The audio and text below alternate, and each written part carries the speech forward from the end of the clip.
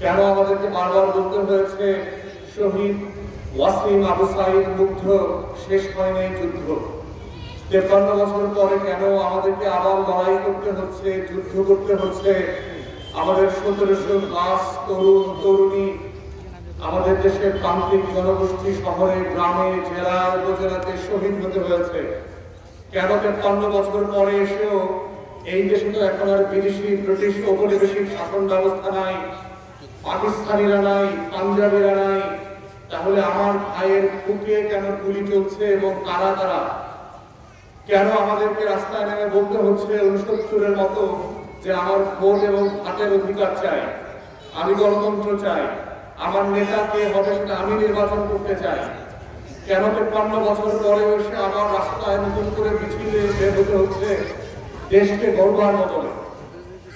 এই জায়গাটাকে হচ্ছে আমাদেরকে, আপনারা যারা দেশের নাগরিক আছেন, আপনারা যারা এই প্রজন্মের মানুষ আছেন, যারা পেশাজীবী আছেন, আপনাদেরকে এই কেন প্রশ্নটা বের করতে হবে যে গত 53 বছর ধরে যে সকল রাজবংশ বাংলাদেশ শাসন করেছে তারা কি ডেলিভার করতে পারে নাই, যে কারণে আবার আমাদেরকে বারবার লড়াই করতে হয়, আবার মিছিল করতে হয়, আবার স্লোগান দিতে হয়, আবার রক্ত দিতে হয়, আবার বুক পেতে দিতে হয়?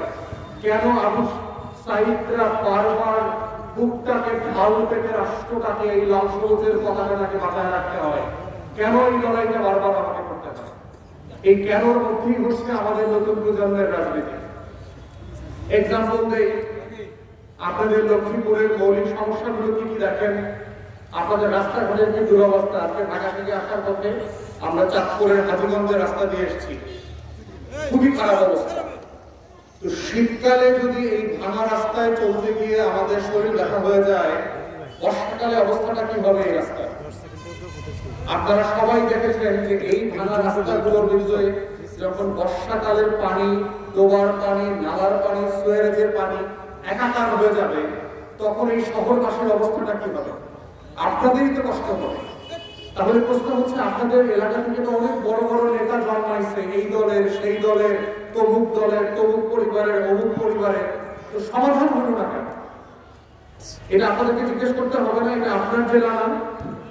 আপনার ইউনিয়ন পরিষদের চেয়ারম্যান নির্বাচন করছেন, কিন্তু আপনি গমটা পাচ্ছেন না কেন? আপনি চালটা পাচ্ছেন না কেন?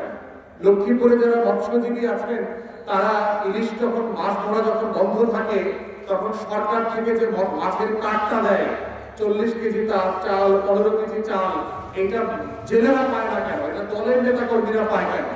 আপনাদেরকে জিজ্ঞেস করতে হবে না?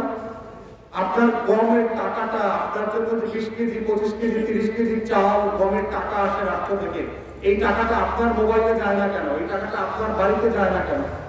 কেন এই দল, সেই দলের নেতা কর্মীরা এই টাকাটা চুরি করে ফেলে? এইটা আপনাদের সবাইকে বুঝতে হবে। যদি আপনারা না বোঝেন, তাহলে আপনাদের টাকাই বারবার আপনাদের চুরি করে আপনাদেরকে গরিব বানায় রাখা হবে। বাংলাদেশ রাষ্ট্রটা কিন্তু গরিব না।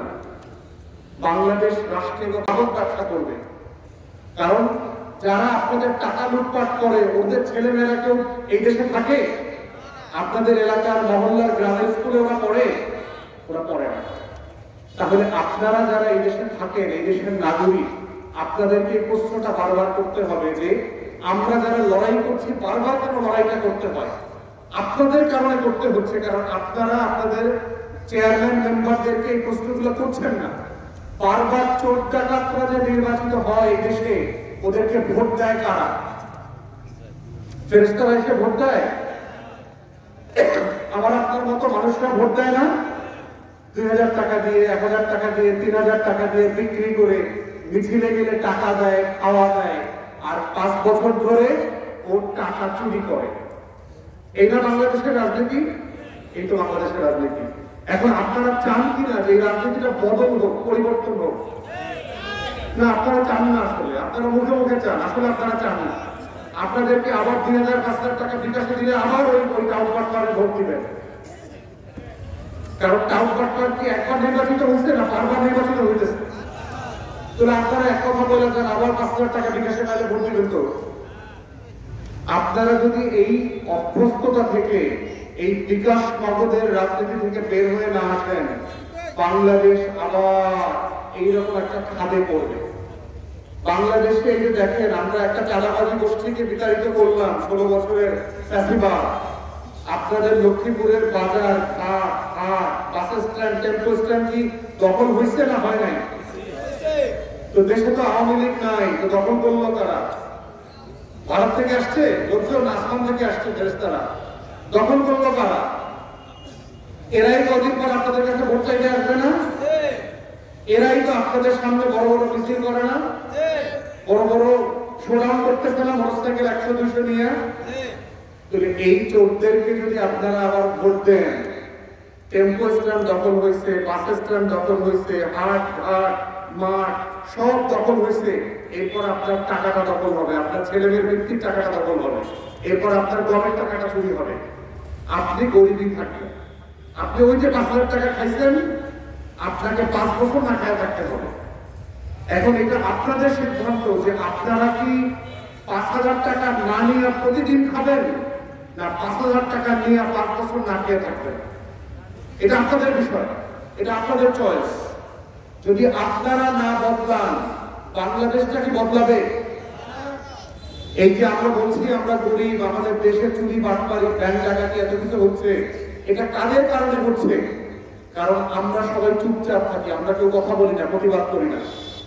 আমরা সবাই যদি প্রতিবাদ করতাম, হাসিনা কি 16 বছর থাকতে পারতো বাংলাদেশে? পারতো না। তাহলে